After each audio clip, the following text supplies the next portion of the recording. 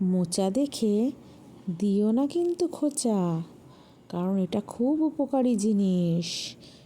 এটা খাওয়া মেয়েদের জন্য তো বিশেষ করে প্রয়োজন। এটা শরীরে আয়রন যোগায়, তাই আমিও মাঝে মাঝে এটা রান্না করে খাই। কিন্তু এটা রান্না করার আগে এর অনেক ধক্কি সামলাতে হয়। কষ্ট করলেই তো কেষ্ট মিলবে, তাই না? তাহলে আমিও ছাড়িয়ে নিই এটা।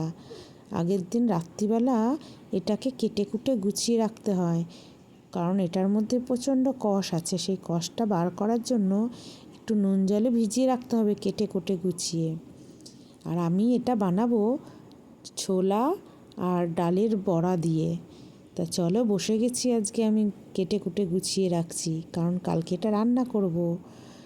আর এই যে এগুলো বার করে নিয়ে খোলসগুলোকে কি করি জানো? ছোটোবেলায় তো আমি এগুলোকে জলের মধ্যে, বৃষ্টি জল জমলে সেখানে নৌকার মতন করে ভাসিয়ে দিতাম। তোমরাও কি করো নাকি কেউ? তাহলে আমাকে কমেন্টে জানাও। তা চলো, শুধু হাতে কিন্তু এটা ছাড়াবে না, তাহলে একদম হাত কালো হয়ে যাবে।